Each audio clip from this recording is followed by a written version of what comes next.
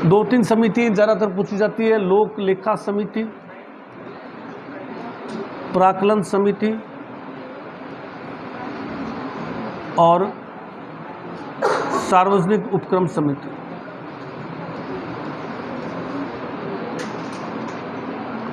ये तीन भारतीय लोकसभा में होती है और यही तीन राज्य की विधानसभा में भी होता है। लोक लेखा समिति ये प्राय आती है। क्या विशेषता है लोक लेखा समिति? लोक लेखा समिति जो है, अगर भारत सरकार गठित कर रही है तो उसमें 15 + 7 22 सदस्य होंगे। 15 लोकसभा के और 7 राज्यसभा के। लेकिन स्टेट में चूंकि बहुत सारे स्टेट में विधान परिषद है नहीं, तो वहाँ 22 के 22 कहाँ से आएंगे? विधानसभा से आएंगे। 22 के 22 जो है वो विधानसभा से आएंगे। किसमें? लोक लेखा। क्वेश्चंस ये पूछते हैं कि भारतीय संसद की या भारतीय संसदीय व्यवस्था की सबसे प्राचीन समिति कौन सी है? लोक लेखा समिति। इस समिति की विशेषता होती है कि इस समिति का जो चेयरमैन बनेगा, राजस्थान में भी इसका जो चेयरमैन होगा वो हमेशा विपक्ष की पार्टी का बनाया जाएगा। सत्ता पार्टी का व्यक्ति इसका चेयरमैन बन ही नहीं सकता। इसका चेयरमैन हमेशा विपक्ष की पार्टी के व्यक्ति को बनाया जाएगा। इसका जो कार्य है वो कार्य है जो अपने CAG होता है, नाम सुनोगा आपने, comptroller and auditor general of India, जिसको अपन कहते हैं महालेखा परीक्षक। महालेखा परीक्षक का काम क्या होता है? देश की पाई का हिसाब रखना। कितना पैसा सरकार निकाल रही है और कितना खर्च। ये सरकार को निकालने से तो नहीं रोकता, इसके पास खजाना पड़ा हुआ है। सरकार को पैसा निकालना है तो इससे परमिशन से निकालेगी। ये निकालने के लिए नहीं रुकेगा, पूछेगा नहीं आप पैसों का क्या करोगे, लेकिन ये कहेगा कि आपने जो पैसा निकाला है उसका हिसाब मुझे आकर के दे देना। मान लीजिए मुझे 1000 रुपये की जरूरत है, मैं इसके पास में गया, 1000 रुपये चाहिए, यही लो जाओ साहब 1000 रुपये। अब मैंने 1000 रुपये कहाँ खर्च किए वो सूचना मुझे इसको देनी पड़ेगी। ये पाई का खर्च रखेगा। सरकारी आय में, सरकारी खजाने में कितना पैसा जा रहा है, कितना पैसा बाहर निकल रहा है, इसका ऑडिट इसके पास में रहता है। तो ये क्या है? भ्रष्टाचार को रोकने में सबसे महत्वपूर्ण रोल करता है। इसीलिए इस लोक लेखा समिति जो होती है वो CAG की रिपोर्ट का अध्ययन करती है। CAG इसी को अपनी रिपोर्ट देता है और उसका चेयरमैन कौन होता है? विपक्ष की पार्टी का व्यक्ति। ताकि मंत्री मिलकर के भ्रष्टाचार करते हैं तो विपक्ष का व्यक्ति इसका अध्यक्ष है। मैं दोबारा बता रहा हूं, लोक लेखा समिति भारतीय संसद की सबसे पुरानी समिति है। इसमें 22 सदस्य हैं। इस समिति का अध्यक्ष हमेशा विपक्ष की पार्टी का होता है और इस समिति का काम है CAG की रिपोर्ट का अध्ययन करना। CAG जो रिपोर्ट दे रहा है उसका अध्ययन करना। अब नया प्रश्न आ गया, CAG कौन है या महालेखा परीक्षक कौन है? तो CAG जो होता है, अंबेडकर ने इसको भारत के संविधान का या भारत का सबसे महत्वपूर्ण पदाधिकारी कहा। अंबेडकर के अनुसार भारत के अंदर सबसे महत्वपूर्ण अधिकारी कौन है? CAG। ये क्या काम है? सरकारी खजाने का रक्षक है। जो सरकार का पैसा है उसका रक्षा कर रहा है, बाउंड्री। सरकार पैसा ले जा रही है तो सरकार को पैसा ले जाने देगा, रोकेगा नहीं उसको।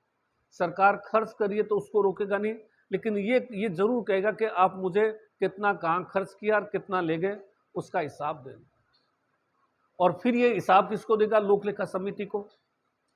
और लोक लेखा समिति का अध्यक्ष कौन होगा? विपक्ष का।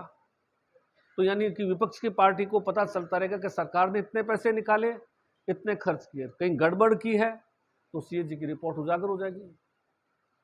जैसे 2G घोटाला था, ये CAG ने ही उजागर किया था। जो मनमोहन सिंह सरकार के समय 2G घोटाला हुआ था, एक कॉमनवेल्थ घोटाला हुआ था, वो किसने उजागर किया था? CAG ने। CAG ने अपनी रिपोर्ट में कह दिया सरकार ने इतने पैसे निकाले और इतने ही खर्च हुए। खर्च का बाउचा इतने सा है और निकालने का बाउचा इतना बड़ा है, गैप आ रहा है सब। विपक्ष को आप देखिए, विपक्ष क्या करेगा? हल्ला मचाएगा कि सरकार पैसे खा गई। तो इसलिए ये सबसे महत्वपूर्ण पदाधिकारी माना और ये सबसे महत्वपूर्ण समिति है। कार्यवाही तो क्या, सरकार पर तो कार्यवाही, सरकार बदनाम हो जाती है, सरकार बदनाम हो जाएगी है। सीएजी सीनियर से सीनियर मोस्ट आईएएस अफसर होता है, या कोई बहुत बड़ा बैंक का एम्प्लॉय, जैसे रिजर्व बैंक का गवर्नर हुआ या रिजर्व बैंक का डिप्टी गवर्नर हुआ, सीनियर से सीनियर मोस्ट आईएएस ऑफिसर होते हैं। अभी तुषार मेहता है सीएजी। अब ये जो तुषार मेहता है उसी के पास सारा अकाउंट पड़ा हुआ है भारत का। सरकार पैसा निकालती है तुषार मेहता से लेती है, फिर तुषार मेहता खर्च कहाँ का किया उसकी रिपोर्ट किसको करती है? तुषार मेहता। तुषार मेहता की ड्यूटी क्या है? पाई पाई का हिसाब रखना कि भाई तुम पैसा, लेकिन ये है कि वो सरकार को रोकेगा नहीं कि तुम ज्यादा पैसा खर्च करो। सरकार को रोकना ये इसकी जिम्मेवारी है। सरकार को पैसा खर्च करने से रोकना है। सरकार अंधाधुंध पैसे उड़ा रही है कि तो 5 साल मौका मिला है, जितना लूट सको उतना लूट लो, उसको कौन रोकेगा? प्राक्कलन समिति। इसका काम, इसको क्या कहते हैं? अस्थाई मितव्ययता समिति। मितव्ययता मतलब समझते होंगे आपको, कम खर्चा करने वाला। इसको अस्थाई मितव्ययता समिति कहते हैं। यह समिति क्या काम किया है? समय समय पर सरकार को यह सूचना देते रहना कि खर्चा बढ़ रहा है, सरकारी खर्च में कटौती कैसे की जाए, सरकारी खर्च में कमी कैसे लाई जाए। ये मंत्री जी साहब, कोई मंत्री जो है 5 स्टार होटल में बैठा हुआ है 2 महीने से सरकारी खर्चे पर, तो उसको आप ला करके सर्किट हाउस में ठहरा दीजिए। वसुंधरा बीकानेर आती थी, लालगढ़ पैलेस के अंदर बड़ा सा सूट लेती थी, एक रात का किराया 50,000 रुपये होगा, सर्किट हाउस में ठहर सकती थी 200 रुपये किराए के अंदर। वो तो है जी। तो वो सरकारी खर्च में कटौती कैसे की जाए, इसका काम ये है। और ये समय समय पर सरकार को रिपोर्ट भी देता है कि देखिए साहब, आपके ये मंत्री इतना खर्च कर रहे हैं, आपके ये मंत्री इतना खर्च कर रहे हैं। और इसकी रिपोर्ट की जो है वो गुप्त रखी जाती है, संसद में बहस नहीं की जाती। अन्यथा क्या होगा? संसद, जो विधानसभा के जो सदस्य होंगे, उनको पता चल जाएगा कि साहब ये रिपोर्ट जो है हमारे बारे में ऐसे कह रही है, तो इसकी रिपोर्ट हमेशा गुप्त रखी जाती है। यानी सरकारी खर्च में कमी कैसे लाई जाए, सरकार अपव्ययी है तो उसके अपव्यय को कैसे रोका जाए, ये काम किसका है? प्राक्कलन समिति। सार्वजनिक उपक्रम समिति अपने जो पब्लिक सेक्टर के उद्योग हैं, राजस्थान में भी बहुत सारे हैं, भारत सरकार में भी बहुत सारे हैं। राजस्थान के पब्लिक सेक्टर के उद्योग की बात करें तो रोडवेज है सबसे घाटे में चलने वाला उद्योग।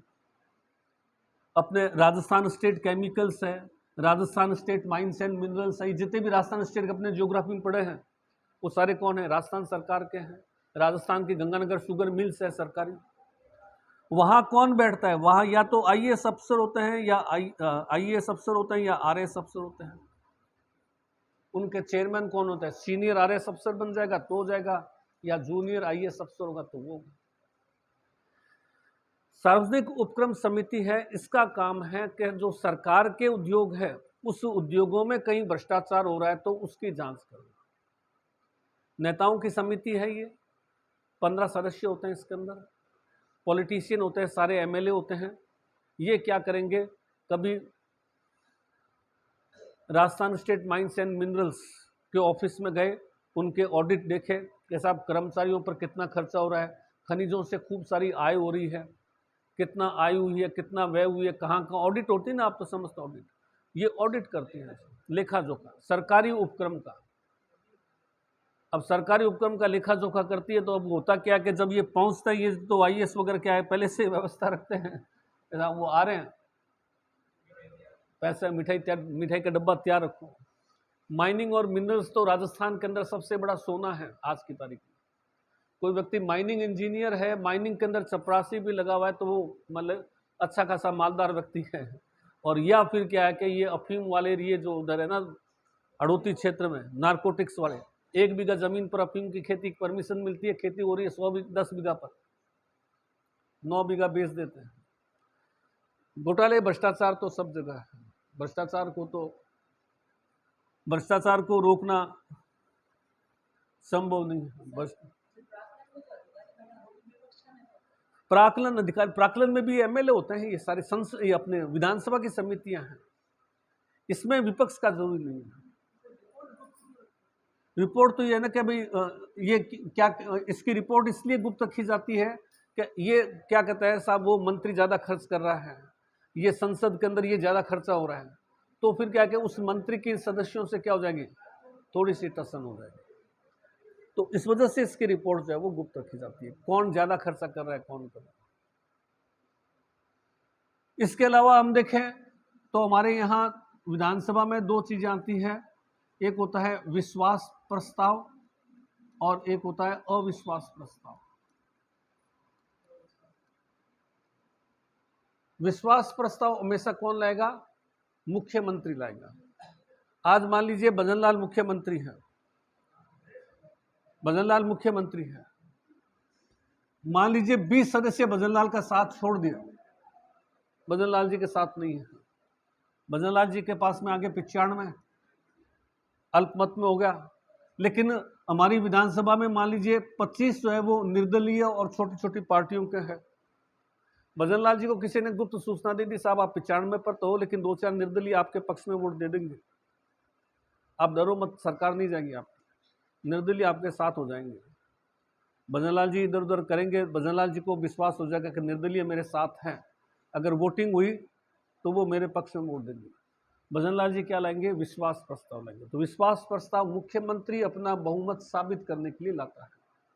अब मुख्यमंत्री अपना बहुमत, भजनलाल जी का वो सपोर्ट खींच लिया, भजनलाल जी 95 पर ही है, लेकिन भजनलाल जी के मैं क्यों विश्वास, मतलब मुझे तो है, मैं क्यों रिस्क उठाऊं, मेरे पास में तो है भाई। तो विपक्ष क्या कहेगा, आपके पास नहीं है, हमें पता है आपके पास में तो है ही नहीं, आप जबरदस्ती मुख्यमंत्री बने हो, वो निर्दलीय को जिसका आपको बहम है वो तुम्हारे साथ रोज खाना खाते हैं। तो क्या होगा, विपक्ष अविश्वास प्रस्ताव लाएगा, विपक्ष लाएगा, विपक्ष का नेता जो भी लोग विधानसभा में, अपने विपक्ष का नेता कौन है, टीकाराम जूली है ना, वो लाएगा विश्वास प्रस्ताव है। नहीं, विधानसभा अध्यक्ष को कहेगा, विधानसभा अध्यक्ष को कहेगा कि हमें इस पर ये सरकार अल्पमत की है, इस सरकार को हटाओ, तेरा अल्पमत कहा है कि हम अविश्वास प्रस्ताव ला रहे हैं। तो अब भजनलाल जी को अविश्वास प्रस्ताव फेस करना पड़ेगा ही पड़ेगा। तो अगर उनके पास में आ गए तब तो ठीक है, नहीं तो अविश्वास प्रस्ताव में सरकार गिर जाएगी। जैसे अटल बिहारी वाजपेयी की एक मत से गिरी थी, ऐसी राज्यों में बहुत सारी सरकारें घिरती रहती हैं। जनरली विश्वास मत में सरकार एक बारी गिरी थी, वो वीपी सिंह की सरकार गिरी थी। वीपी सिंह को उम्मीद थी कि निर्दलीय मेरे साथ आकर, क्योंकि मैंने मंडल कमीशन लागू कर दिया। मंडल कमीशन किसने लागू किया था, ओबीसी आरक्षण वीपी सिंह ने किया था। तो वीपी सिंह को यह बहम था कि अन्य पार्टियों के भी जो ओबीसी विधायक हैं वो या तो मतदान का बाइकआउट कर देंगे या मेरे पक्ष में वोट डाल देंगे, क्योंकि मैंने ओबीसी लागू किया है। लेकिन आए नहीं। एकमात्र प्रधानमंत्री जिसको ऐसी उम्मीद थी कि मुझे विश्वास, मेरे पास बहुमत है, लेकिन फिर भी वो हार गया था, बहुमत था नहीं उसके पास में, उसको गलतफहमी थी, वो वीपी सिंह था। बाकी विश्वास प्रस्ताव वही प्राइम मिनिस्टर लाएगा जिसको एकदम कॉन्फिडेंस होगा कि भी अपने तो पूरे अच्छी तरह से, नहीं तो चुपचाप बैठा रहेगा, क्यों विश्वास मत करें। फिर विपक्ष वाला उसको हटाने के लिए गोचे करेगा, वो फिर अविश्वास प्रस्ताव ले। तो अविश्वास प्रस्ताव हमेशा विपक्ष की पार्टी का, विश्वास प्रस्ताव हमेशा सत्ता पार्टी का, यानी मुख्यमंत्री लेकर के आएगा। स्टेट का सीएजी अलग है, दोनों का अलग अलग है। अपने स्टेट की तो आय अलग है ना, राजस्थान का बजट नहीं आता है, राजस्थान का बजट में आय और व्यय आता है ना, तो सरकार अंधाधुंध थोड़ी खर्च कर सकती है, उसका सारा स्टेट का सीएजी अलग है। उच्च न्यायालय,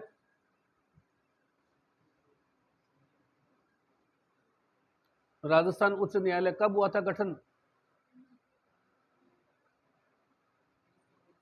29 अगस्त 1949 को जो है वो जयपुर में किया गया था।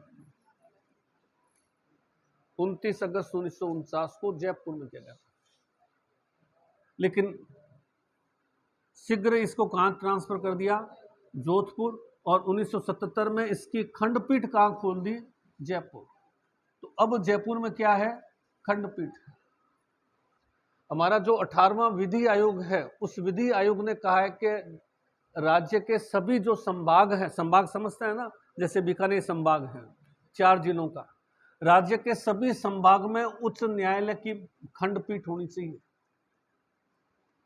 सभी, यानी बीकानेर में उच्च न्यायालय हो, जोधपुर में हो, उदयपुर में हो, कोटा में हो, जो संभाग मुख्यालय अपने, अभी तो एट प्रेजेंट में तो शायद मेरे साथ 7 ही संभाग है ना, अभी तो 7 ही संभाग है भरतपुर समेत। हर संभाग मुख्यालय पर एक उच्च न्यायालय होना चाहिए। ये 18वें विधि आयोग की रिपोर्ट है। आप कभी भी कोर्ट में चले जाइए, 17 तारीख को कभी भी कोर्ट में मत जाना। आज 3 साल 4 साल हो गए इसको। हर महीने की 17 तारीख को कभी कोर्ट में मत जाइए, उस दिन पूरा कोर्ट आपको बंद मिलेगा। और जो भी वकील अगर वहां को खड़ा भी है तो उसके काली पट्टी लगी होगी। 3-4 साल से जो है संभाग मुख्यालयों के वकील हड़ताल पर रहते हैं। हर महीने की 17 तारीख को के बीकानेर में उच्च न्यायालय की खंडपीठ खोली जाए। यहाँ के लोगों को कहाँ भागना पड़ता है? जोधपुर। यहाँ आपके मान लीजिए जमानत रद्द हो, मान लीजिए मेरे को पकड़ लिया। अब आज शुक्रवार है, कल मान लीजिए शनिवार है। शुक्रवार को उसने मजिस्ट्रेट ने सारी बयानबाजी सुन ली, शनिवार को आते ही सवेरे 10 बजे या शुक्रवार की रात को ही कह दिया, शनिवार को 10 बजे उसने सुना दिया कि भाई आपको तो जो है आपकी जमानत खारिज की जाती है, इनको जो है जेल में डाल दिया जाए। अब मुझे क्या करना पड़ेगा? अपील हाई कोर्ट में करनी पड़ेगी। अब हाई कोर्ट के लिए मेरे आदमी जो है यहाँ से रवाना होंगे, जोधपुर पहुँचेंगे, तब तक शाम हो जाएगी, हाई कोर्ट हो जाएगा बंद। अगला दिन है संडे का, मंडे को मेरी वहाँ सुनवाई शुरू होगी। फिर एक दिन वहाँ रखे, मंगलवार फिर वहाँ से ऑर्डर आएगा। तो मैं बिना मतलब कि 4-5 दिन जेल में रह गया, वहाँ से जमानत लेकर के तब तक 4 दिन हो गए। जैसे आप 4 दिन से बैठे हैं। अगर खंडपीठ यही हो, हाथों हाथ यहाँ जमानत खारिज हुई, खंडपीठ में एप्लीकेशन लगाई और उसने सुनवाई की, हाथों हाथ खत्म हो गई। तो ये खंडपीठ, हमारा उद्देश्य क्या है? न्याय सस्ता और सुलभ होना चाहिए। सामान्य व्यक्ति को न्याय मिल सके, सस्ता और आसानी से न्याय मिल सके। तो आसानी से न्याय तो तभी जब उच्च, तो कम से कम एक संभाग मुख्यालय, ताकि बीकानेर, गंगानगर, हनुमानगढ़, चूरू ये तो आ सके ना। अब चलो बीकानेर के लिए तो जोधपुर नज़दीक है, अब जो झालावाड़ में है उनके लिए, बांसवाड़ा में है उसके लिए, या तो जयपुर की तरफ भागो या वो जोधपुर की तरफ भागो, तो उनके लिए डिस्टेंस बहुत ज़्यादा लंबा पड़ जाता है। तो 18वां विधि आयोग है, उसने कहा है कि हर संभाग मुख्यालय पर एक हाई कोर्ट होना चाहिए। और हमारे वकीलों की खर्च मतलब क्या है कि उनकी कमाई खत्म हो गई। अब मेरे का जानकार तो यहाँ का वकील है, नहीं तो वही हाथों हाथ हाई कोर्ट जा करके मेरी जमानत करवा देता है। तो वकील की भी आय कम होगी। अब वो नया वकील करो वहाँ पर, तो वहाँ के वकील तो फिर मलाई काट रहे हैं, यहाँ के वकील बैठे देख रहे हैं। तो इनके हाथ हैं 2 ही खंड, एक ही मतलब जोधपुर और खंडपीठ जयपुर, बाकी और कहीं नहीं।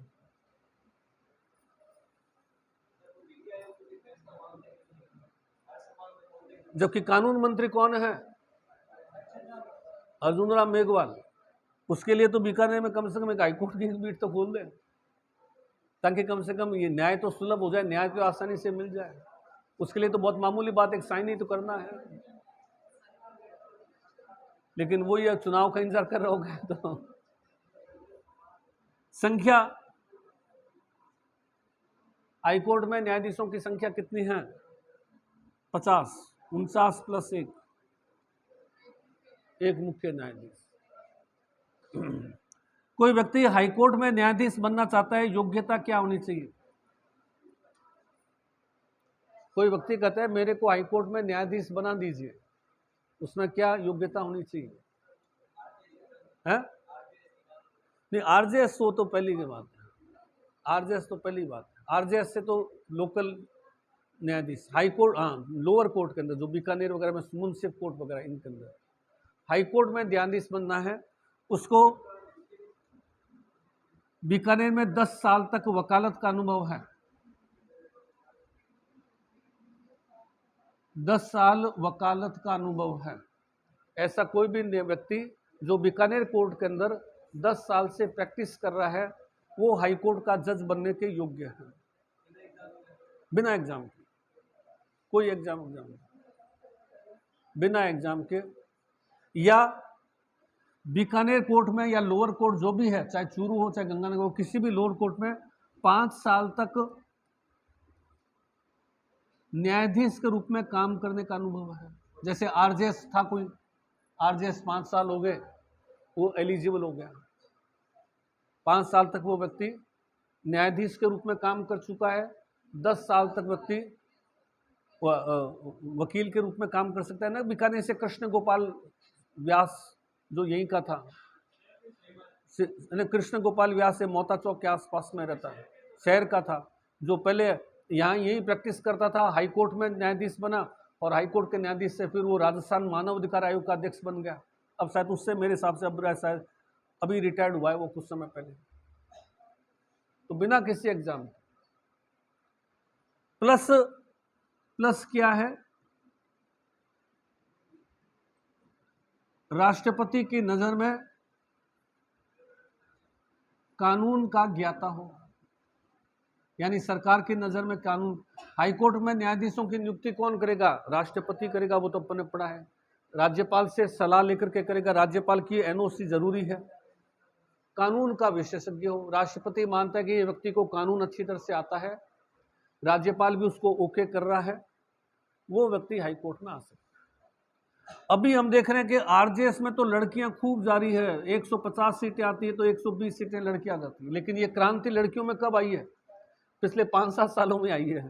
तो हाईकोर्ट में अभी भी इक्की दुक्की महिला ही है, 50 में से कोई 1-2 ही होगी, लेकिन लोअर कोर्ट सारा भरा हुआ है, क्योंकि क्रांति जो लड़कियों में आई है वो 5-7 सालों में आई है, उससे पहले क्रांति नहीं थे।